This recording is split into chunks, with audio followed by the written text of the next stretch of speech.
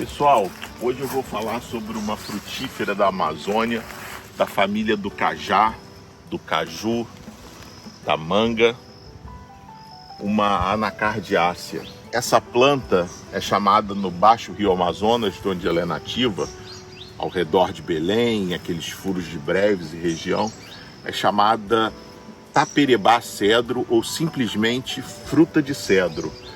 Chamam de fruta de cedro porque o tronco ele é fendido como o de um cedro, que é uma cedrela odorata, uma madeira comum na Amazônia e de alto valor para a indústria madeireira.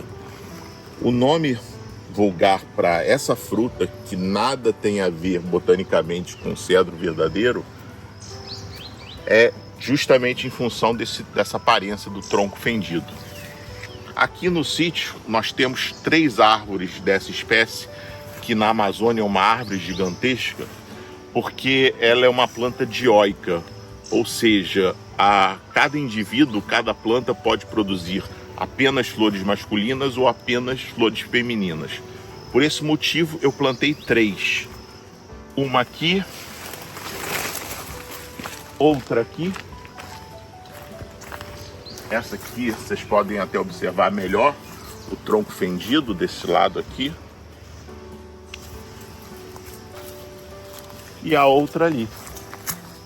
São as 3 bem próximas, de forma que quando florescem elas possam trocar pólen e produzir frutos.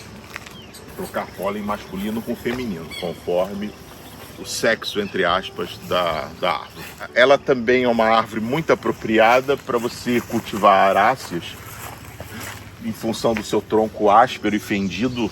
Isso é um suporte muito bom para as raízes dos filodendros. Como curiosidade, a gente tem aqui um Philodendron maioi, que é nativo do Brasil Central, principalmente dos arredores de Brasília. A gente tem ali o Philodendron elegans, já foi tema aqui de um vídeo nesse canal. Quem tiver interessado pode ir lá e ver a comparação entre o Philodendron elegans e o maioi. E nessa terceira tem uma outra arácea, que é um Taumatophyllum, um gênero próximo a Philodendron, Taumatophyllum melobarretuano.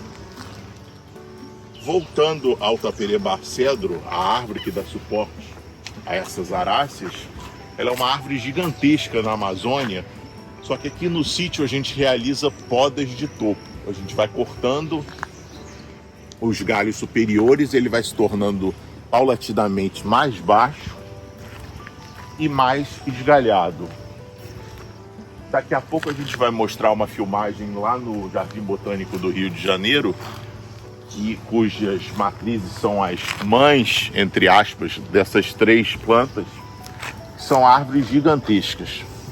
A introdução em cultivo foi feita pelo Adolfo Duque, que foi diretor, um grande botânico, que foi diretor do Jardim Botânico no início do século XX.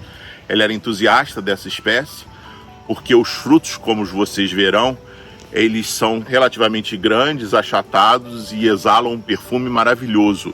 Quem tem familiaridade com o taperebá, conhecido aqui no Sudeste como cajá-mirim, encontra um parâmetro para o taperebá cedro ou para a fruta de cedro. É uma fruta tão ou mais deliciosa que o cajá-mirim, na minha opinião, até mais saborosa, com um aroma maravilhoso, muito penetrante, inebriante mesmo.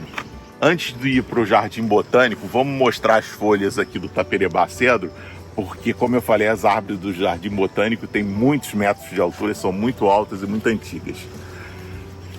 É uma folha típica de cajá, uma folha composta, né, por vários folíolos.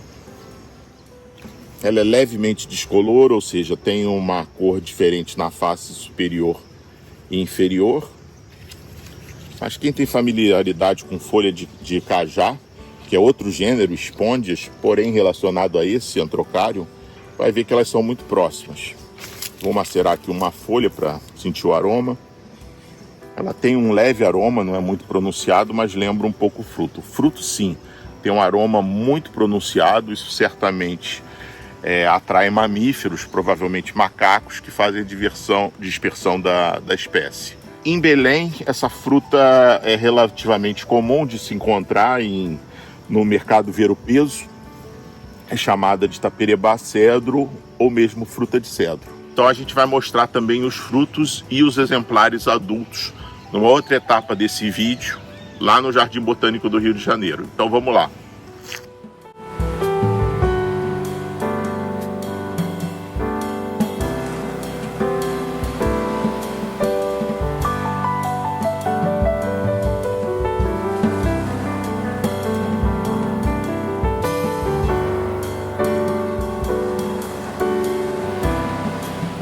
A gente veio para o Jardim Botânico do Rio de Janeiro mostrar aqui o Antrocarium amazônico, antigamente conhecido como Polpartia amazônica, que é inclusive o nome que está em nosso livro de frutas para essa espécie. Ele mudou, o livro foi publicado em 2015, de 2015 para cá ele foi transferido para outro gênero.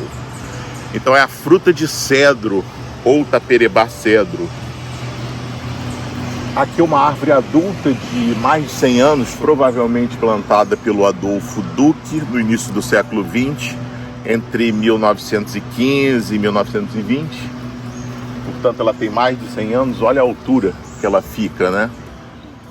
Como vocês viram, lá no sítio a gente vai cortando o ramo apical para que ela não cresça tanto. Evidentemente, é uma planta que frutifica relativamente rápido, como um cajá.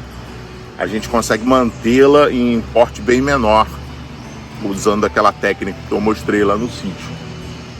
Mas eu queria mostrar esse exemplar imenso, que é o pai lá das árvores que a gente tem no sítio, ou a mãe das árvores que a gente tem no sítio. E ela está em plena frutificação. O chão está coalhado de frutos. Eu recolhi alguns, vou mostrar aqui para vocês. Olha aqui nas minhas mãos. Vou escolher um deles e abrir.